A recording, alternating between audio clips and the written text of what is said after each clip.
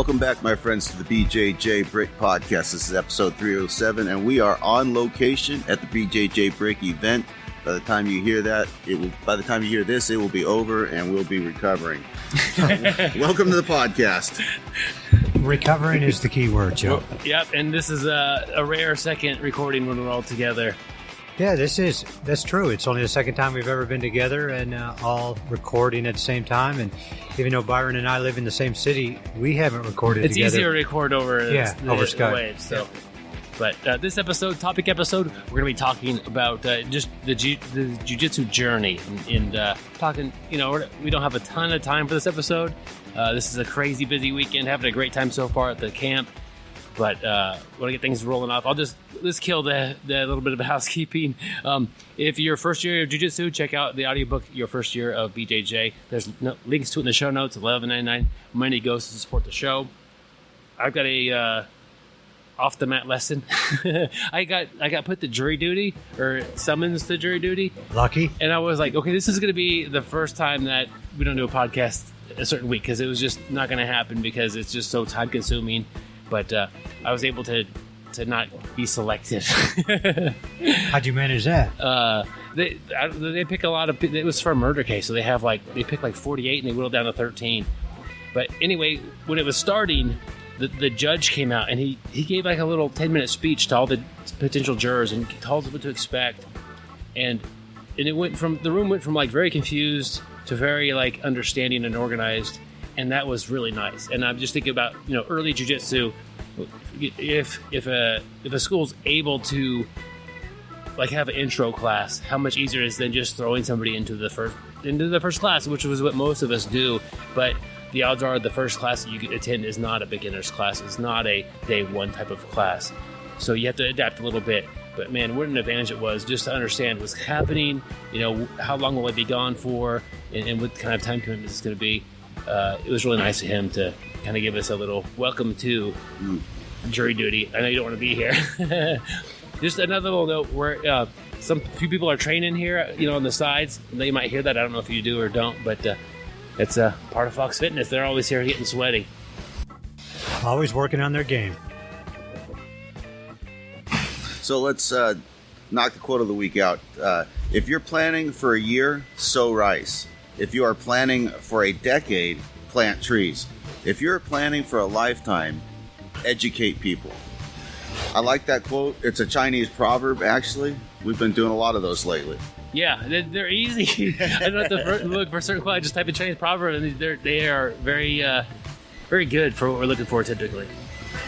But I do like that. Long-term planning, passing on knowledge to people, having an influence on people around you. That's a way to have influence on the world 20, 30, 50 years down the road. Yeah. It kind of goes back to Byron's life lesson. If you're planning for a lifetime, educate people. You were talking about having a beginner's class, educate them. Your school's going to be very successful. You were talking about the judge there educating you of what's going on.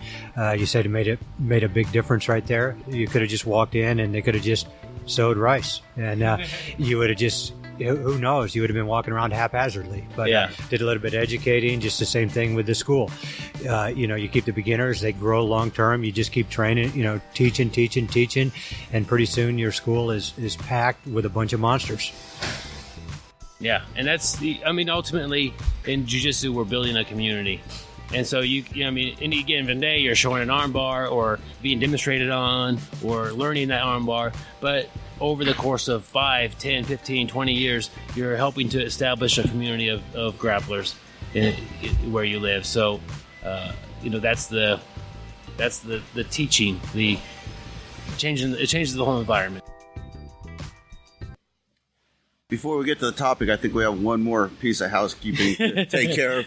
And it goes with this topic. The topic is sort of the jiu-jitsu journey. And yesterday, Gary Hall was awarded his black belt. Well-deserved. As you know, if you listen to the show, he's one guy that could care less about the color of his belt. He's about the journey. He's about helping other people. But congratulations, Gary. Well-deserved. Thank you. It means a lot there, Joe. It's been a long journey, 17 years, and it goes back to we're planning for a lifetime. This is long time endeavor. It doesn't happen overnight. As they always say, marathon or jiu-jitsu is a marathon, not a sprint. And the one piece of advice I have is don't quit. I have never stopped doing this. I've never been very athletic, never been, the best guy on the mat, but I'm like a bad case of ringworm. I don't quit. You can't get rid of me. Even the Lamisil won't help. Trust me, Byron has tried to get rid of me, and he can't. Yeah, it doesn't work anymore. But it was at the event in the middle of the day, right after the gi session, and we had kind of planned to do some announcements. One of the things is we have a new cover art that features Joe, because it's been a long time that Joe's been involved in the podcast. And it just has Gary and me fighting it out. And I couldn't figure out how to have three people fighting kind of in a playful way and make it look like one person wasn't just getting beat up. But hey, isn't that normally what happens to me? You guys gang up on me every podcast? Yeah. I got in contact with Camille Paints, and she worked with me and did a great job. Thank you, Camille. And so now Joe's involved, and it's the cover art. Hopefully I've got it up online by now. If not, it'll be up next week. And so kind of the thing on that, the first thing Joe goes, I look like Bobby from We got old Bobby Hill right here. And so I'm having to send Camille these different pictures I sent her a picture of the three of us from last year. And she's like, do you have more? I'm like, okay. So I go to your guys' Facebook page, start pulling on pictures. Well, Bobby Hill does live in Texas. Yeah, yeah. I mean... Which is from Texas. That's right. I don't know if you had a beard last year. Did you have a beard last year? Oh, man, I'd have to think about it. Yeah, I don't think there was in the pictures I sent her. Yeah, Joe's just trying to get away from the Bobby Hill look because Bobby's just in grade school or middle school. But also, if you look at the new artwork, Gary's belt color is black. And so we kind of had to update. That's kind of what I was trying to say to him up there. Like, Gary, this doesn't match what you're wearing now, so... And I still didn't get it. Although you spotted, I think, your daughter. Yes. And there's a crowd of people kind of facing us as I'm showing the logo and that sort of thing. And Gary's like, what's going on here? That's when I realized. But, honored to be the one that tied on your belt. I'm not your coach. I'm not your whatever. We're training partners. But you're, as far as somebody who's at the black belt level, absolutely you are. I see it in you every time I see you teach. I see you when we roll together. I see high level jiu-jitsu, and you're always a great person as well. I called my coach Andre Montero. I was like, can I give a black belt to somebody? He goes, of course. So I started telling him about you and how good you are at jiu-jitsu, and he goes, it's not just how good they are at jiu-jitsu, it's also the person. I'm like, well, okay. Good point. He's a great guy. I'm glad I'm a great guy because I'm not very good at jiu-jitsu. So that's kind of how that went down, Gary. But honored to be there, and we got a few of your buddies involved. And I guess if this video thing works out, because we don't used to do video podcasts or video thing, but look on YouTube and the video will be up there. I'll throw some pictures from the event over the audio because you don't want to see us talking. I'll show some pictures of Gary getting his belt and that sort of thing. Yep. But hey, I do want to address you saying you're not my teacher. Byron and I, we started about the same time, as I've said numerous times, and we kind of, went little separate paths on jiu-jitsu journey. But the one thing is, I do look at Byron and I do look at Jake as my teachers. These guys have always been there for me. They have, taught me everything.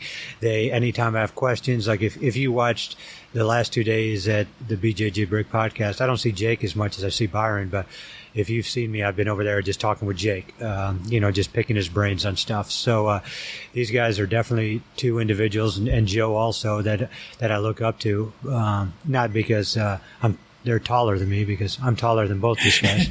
But no, these guys are, they are my teachers. You guys have taught me a lot, and I appreciate everything. Yeah, and that's part of jiu-jitsu. You can learn from anybody. Yeah, and definitely. You're definitely good at that. Go back to our proverb: educate people. We can learn from everybody. Sometimes a teacher, but always a student. Yeah, that's another good one. So to get kind of on our topic, the journey of jiu-jitsu. First looking back, why are we starting jiu-jitsu? Oh, I tell you, I think I got the same reason as a lot of people. I started watching UFC live on pay-per-view with UFC 2. I started jiu-jitsu because I saw Royce Gracie. I just remember seeing this guy, across the cage, and he looked kind of skinny. He looked kind of young. Everybody else, was like 177-0, 12-time black belt, 72-time national champion. And I had no clue what was going on, but this guy was just destroying everybody. And I wanted to learn that. And, I think a lot the people are because of Royce. Yeah. And especially from our generation. Yeah, yep. And I tell you, I don't know if the UFC ever came to the United States, if it wasn't, for the UFC and Royce, would jiu-jitsu be as popular as it is? I mean, no. Yeah, it's I think it's a no. Yeah. It would not likely be nearly as popular. Gary, looking back, what were some of your first bricks? Like, what were your techniques that you found success with? I don't know. Still looking for that? One move that I found, off the bat was, side control, establishing control on that far side arm, and going north-south for a Kimura or switching to an armbar. That was probably my first move that really worked. And a guy named Bob Bachman taught that to me. And I used to call it the Bachman. And it's like I had my choice. It was kind of neat because when you're new and you're new in the game, you are normally just singularly focused. You're just focused on that one move. And what I liked is I could get north-south. And my first goal was to get the Kimura, and if he defended on that, I could fall back to the armbar. So that was kind of the first time where I ever saw how, one move could lead to another move. If they defended this one, I'd go somewhere else. So it worked well for me. That's awesome. Just a heads up to make you more nervous. We're getting ready to go live here on Facebook for a few minutes. Might as well. So, guys, what are some of the things that, like in your journey, one of my things is you learn a lot from your training partners. It's not just, hey, coach is this person and that's how you learn jiu-jitsu. You learn a ton from your training partners. Like, what are some things you look for in a good training partner? Control. I look for rolled with a fella here the other day that's probably 260, 280, blue belt, tough guy, and I just got mauled by another guy, so I was a little nervous going in. But I look for guys that are willing to not get a tap if that's what it takes to not get you hurt. Don't explode into moves, that kind of thing. So safety is a big deal for me, and that comes from being in control. How about you, Gary? I definitely agree with safety. Being an older grappler, safety is important. But my journey a little different. Like, I always talk about how I just want to have fun. I want to be smiling. Mine is just friendly. I just like people that I can talk to, that will talk back to me. I'm not the most outgoing person, and it's kind of nice to I'm here to have friends, and I'm here to smile, and I'm here to enjoy my hobby and play a game. No disrespect to jiu-jitsu, but to me, this is a game. I'm trying to outsmart you. You're trying to outsmart me. We're trying to do it in a safe manner. But I want to smile on my face, and I want to meet good people and have fun. What about you, Byron? Yeah, I don't train people who aren't safe, so that's a big one. And I do like to enjoy it. So if you are very good at jiu-jitsu and not very enjoyable to be around or not very friendly, that's a pretty big negative check there. And is it Josh is here? Josh, come on over here. Well, I was talking about, what I look for in a training partner, and I was looking for people who are friendly. This is Josh. Josh would, email us back and forth, back from the podcast. And me and Josh have only met once before today. And we just hit it up. And Josh, what we were talking about before you got here, they were asking me what I look for a training partner. And Joe said safety and control. I said friends. And it was so funny because I look back and Josh is the first person to show up. And I tell you, just talking with Josh yesterday, like, we became buddies, like instant click, and that's what I look for. And awesome. Yeah, that's what I like about jiu-jitsu. I mean, it seems like everybody comes together and everybody can be friends, go out and be a beast on the mat, and then sit back and laugh about it and talk about it and learn from it. So yeah. That's what I like. Had a good weekend so far? Awesome. I'm exhausted, but Yeah, we so had it's an hard. amazing weekend for sure. Learned from some amazing people. So it's been great. Awesome. I'll definitely been be good to back. have you, man. Yeah. Good. Thanks. And, just one cool thing, we talk about our goal always has been to grow jiu-jitsu. That's really what we want. We want jiu-jitsu to just become to more people. And Josh lives in kind of a less populated area in Kansas. In Kansas, we're not the most populous state. Wichita is our biggest city, and people from big cities would come to Wichita and say, man, this is a small city. But Josh, like even where he's out, years ago, there would be no jiu-jitsu out in Medicine Lodge area. And now Josh, he was just telling me they just had another guy sign up the other day and, just really growing jiu-jitsu out in that area. And it's because of great guys like this, great guys like his teacher, Paik. They're just doing great things in the state of Kansas. Yeah, it's pretty awesome to see it grow and see once you get somebody in there and get them on the mat a few times, generally you can get them to stick it out. Seems like in our small community, but it's getting them in the door first. So that's the... Yeah. The reason, though, they stick around, though, in my opinion, the instruction is great and everything, but it's the good people. Josh and Paik, they're great people. They take care of people. Like I said, I just really met him yesterday, and I feel like we're buddies for life. And he's just an incredible guy. Absolutely. For sure. I definitely think I met a lot of guys that I've seen around at tournaments and knew their faces, didn't know who they were, and I met quite a few of them this weekend. It's been pretty awesome. Good. Thanks, bro. Thank you, guys. And good luck in your tournament there next week.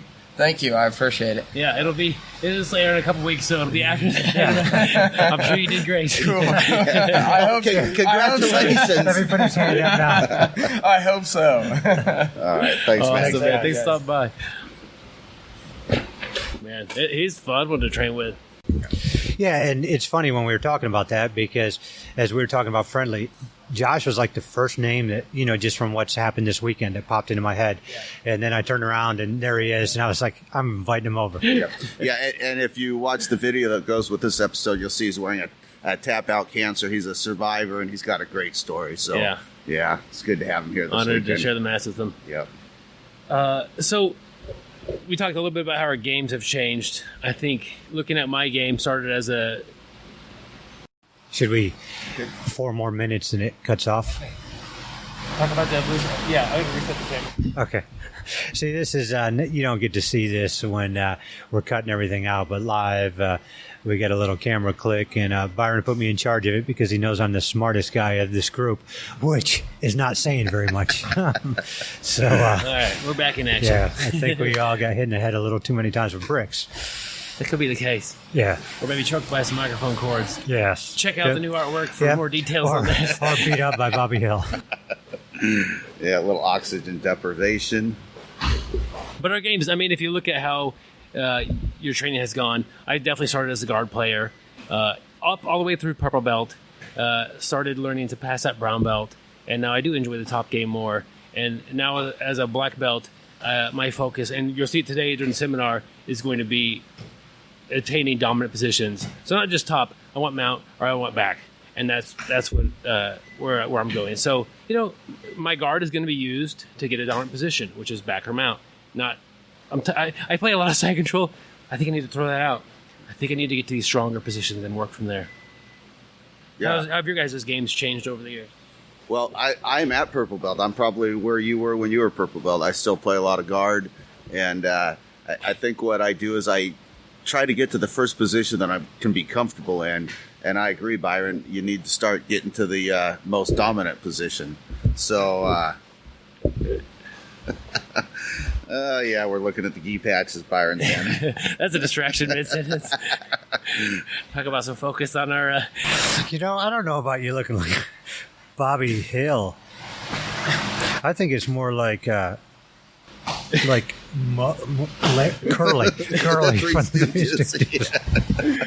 Oh, man. Anyway, yeah, games are always evolving. I find mine evolves a little bit, kind of comes and goes with the environment that I'm in. If I'm training with a lot of guys who can dictate the position, then I don't fight that as much.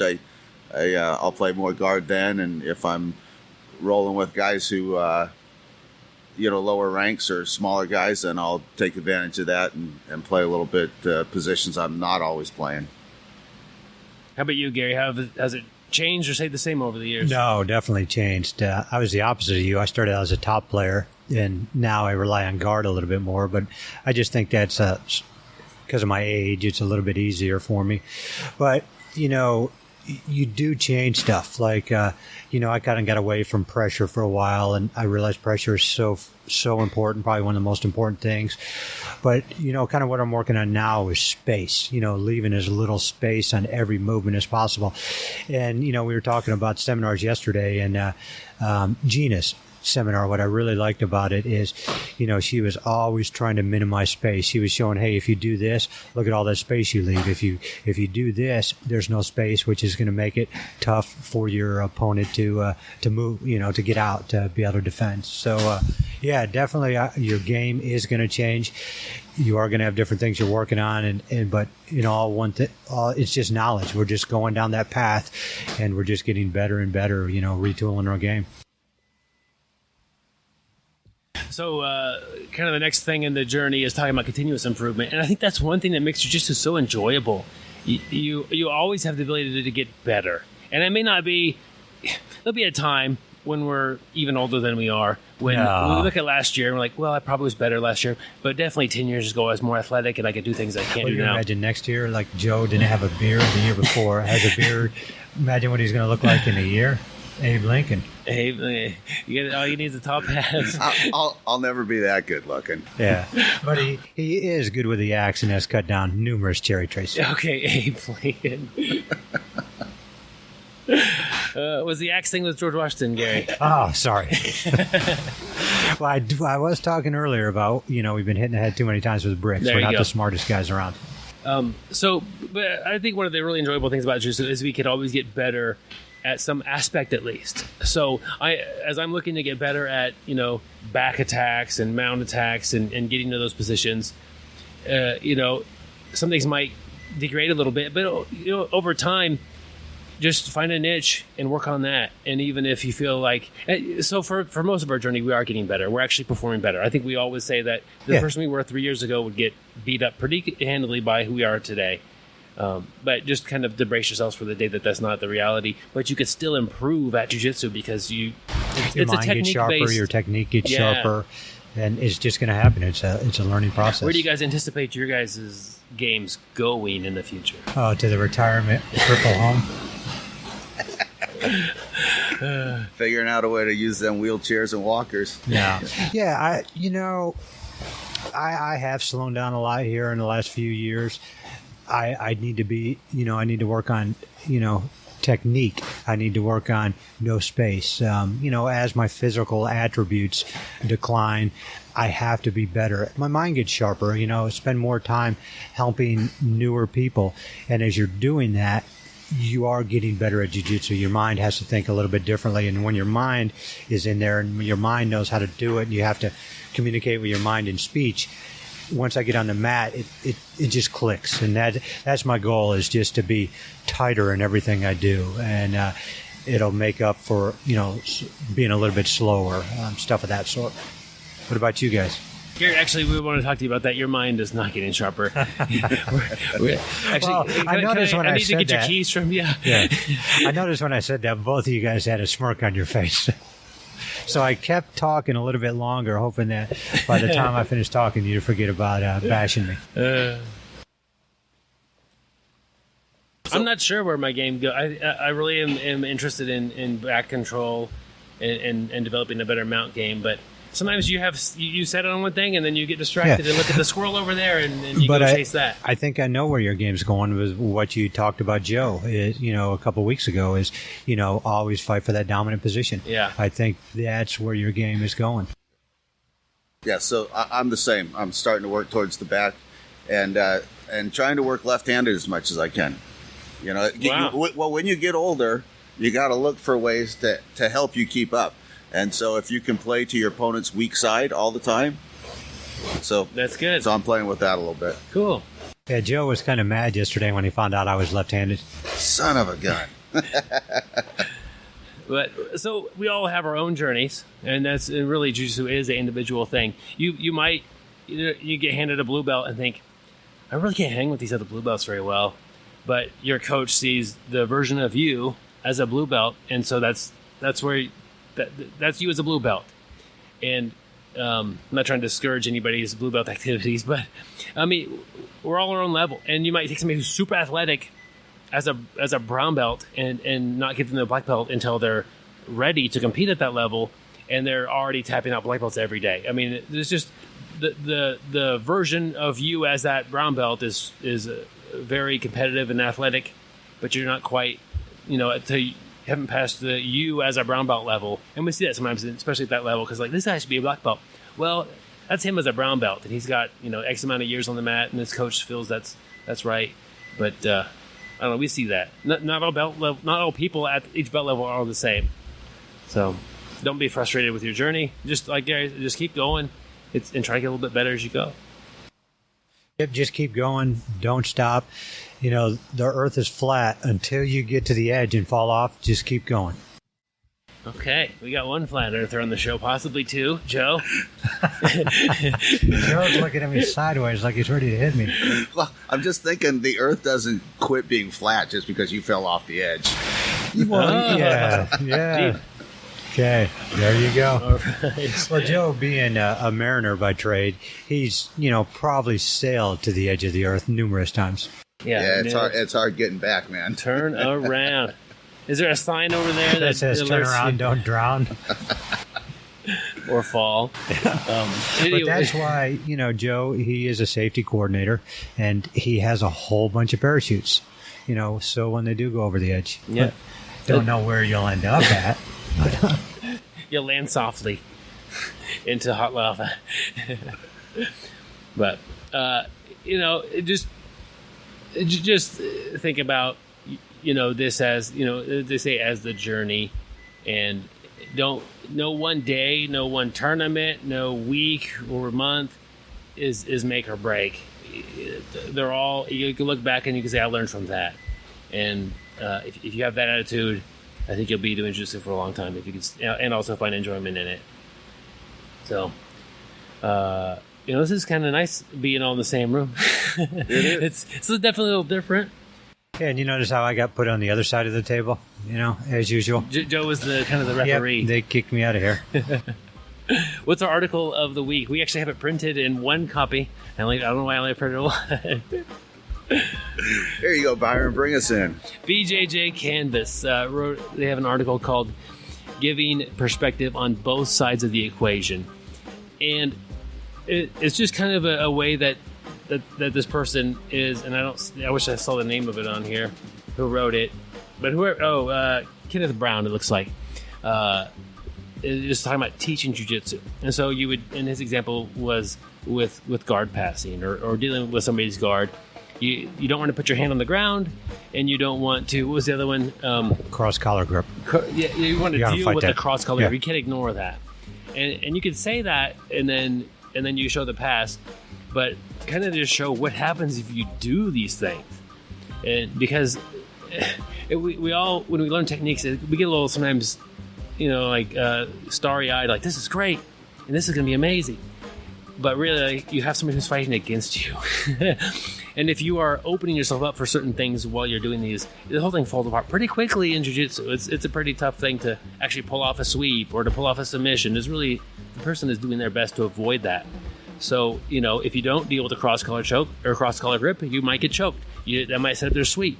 If you're planting your hand on the ground, you're likely to get kimura or swept that way. There's a few different things that could happen, but just a kind of a different way of teaching things and just a different way of looking at techniques. I could say grab here and grab here, but if I didn't explain why I need to not have them grabbing my collar, that might get ignored, and it's, as they do technique, it's going to fall apart pretty quick. So I thought that was just an interesting concept of teaching. Yeah, one thing I like about this type of teaching style is it, brings into the equation like reverse engineering, and I think that's just the great reason to study different guards that maybe you're not interested in playing, but you take the private lesson, you take the seminar, whatever, And when they're saying, I need to have this hook, I need to have this grip, that when you reverse engineer it, if you're the one in that guard and you're trying to defeat it, those are your first priorities. So I like this. When you're teaching someone to play closed guard, you teach them you got to get the cross collar grip, you got to get your opponent to get your hand on the mat. And then if you're not wanting to get swept, you're not wanting to get choked, those are the first things you need to worry about when you're in your opponent's guard. Yeah. We'll put a link to the article in the show notes there. Quick mention of our Patreon. This will be a little bit shorter of episode to mention that is because we'll have people funneling in for the seminar here in a little bit. And I see the parking lot having people coming in. So that's good. People are here. Father's Day weekend, it's impressive. People come in on Father's Day Sunday. But Patreon supporters. Everybody out there who's already Patreon supporter, there's about 30-ish of you guys. Really appreciate you supporting us on the podcast. What you have already is the BjjBrick gi patch, and I've mailed you out a sticker as well. What you don't have is our new gi patch. If you're watching the video, you'll be able to see it there. And if not, check the website, and I'll put it up there. But I want... Okay, so people who are signing up for Patreon, I'll send out both the old, we'll call it Legacy gi patch. The Legacy. And then the current gi patch. So I'll throw two in the envelope. I don't perceive that giving problems with the postage. I don't really know much about how the mail, if it's too wide of an envelope or not, but we'll deal with that. So welcome new Patreon supporters. You get 2 gi patches and a sticker as a token of appreciation. You can support the show for as little as $1 an episode, and those are just thank you for supporting us. We like to send those out to you. If you're a current Patreon supporter, please, if you want one of the new gi patches. Or you can also think of it as you want Joe's face on your gi. Most people would say no. But if you do, send me an email. Just saying, put in the subject line "new gi patch," and then just say, "Hey, I'm a Patreon supporter," and give me your name and address, because I don't want to send out gi patches to people who don't really want them, or gi patches to old addresses. So if you're hearing this, and we'll say this for the next couple of weeks, remember to say it, guys, but for the new gi patch, if you're a current supporter, we want you to have one. If you want one, just send me an email and I'll mail it right out to you. So that's the game plan with that going forward. So pretty simple. You guys don't do anything on that. So we'll support you, Byron. So just quick, next week we have Adam Wheeler, Olympic medalist in wrestling. We've had him on a couple times before, or once before or twice. Maybe twice. I think twice. Yeah. But just an incredible guest to he share just knowledge. recently wrote a book, and I saw that. I'm like, hey, you want to get back on and talk about your book? He says, sure. Real nice guy. And so that's going to be next week. It's not all book conversation, but and also talk about jiu-jitsu. Yeah. Yep. So talk about jiu-jitsu and buy his book. Check it out. Yep. And I've got it, and I have a week to read it, so I can talk about it before the episode is recorded. So Byron's going to be busy. Yeah, so looking forward to that as well. So I'll learn something. Do you have the audio book? Because I didn't think you knew how to read. I'm going to have somebody read it to me. But, any closing thoughts or remarks before we wrap this thing up, guys? Just an incredible camp as we had last year. It's great to have Joe here. It's cool to see Joe and get beat up by him and learn from him. So, that's my biggest thing is just to see Joe again. Yeah, and I can't say enough how much I appreciate y'all's hospitality, Jake Fox and his generosity and hospitality, and the Patreon supporters. And y'all have helped make this happen, too, so thanks, and had a good time. Yeah, this is... wouldn't be happening if we didn't have a listener base that cared about us. So. Yeah, our Patreon supporters are huge for us. It's always neat when you're online and you're in some kind of martial arts forum and somebody's asked, hey, what's a good jiu-jitsu podcast? And you see somebody throw our name out there. It's we don't even know most of the time. Yeah, it's pretty neat. It's one thing for my mom to say that, but she doesn't hang out on those forums very much. Normally I get those when I go to the Good Housekeeping forum. I see that. What's a good podcast? So this is my son's. But this. So are you saying we got a lot of people listening to us that don't do jiu-jitsu at all? I don't know. I hope most of them are training. But you don't have to be a Patreon supporter to be one of our big No. fans. We just like you listening. Yeah. And if you're able to support, that's great. Yeah, and if you do jiu-jitsu, you probably have a lot of friends who do it also. So, let people know about the podcast. Our goal is to grow jiu-jitsu. The more people that listen to our podcast, maybe the more people we can get on the mat, and that's what we want. Mm-hmm. That's right. I haven't seen you do that since we had pancakes last time. But this has been a very motivating weekend for me. Just seeing people that are listeners, talking with them, getting mat time with them. It's I'm motivated by a lot of different things, but just getting some face-to-face time with some people out there that are listening to us every week, or sometimes every other week, depends how good we are, what we deserve. But it's we're motivated by a few things, and definitely just if you can't make it in, an email or a message on Facebook, hey, enjoy the show, guys. That always sits well with us and makes us feel good about what we're doing. So we're about to get sweaty, so stay sweaty, my friends, and don't forget to shower. I promise I won't next time. Train hard, train smart, get better, guys. We'll see you on the mats. Thank you for listening. I hope you find the time today to roll. After all, the best way to get better at Brazilian Jiu-Jitsu is to do Brazilian Jiu-Jitsu.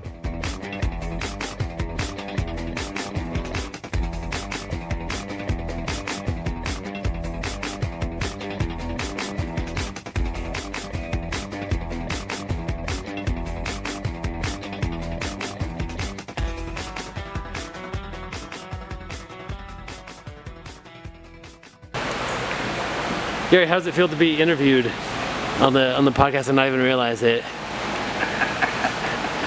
He turns around. We asked you a long time ago, hey, we'll interview Gary. He said, nope.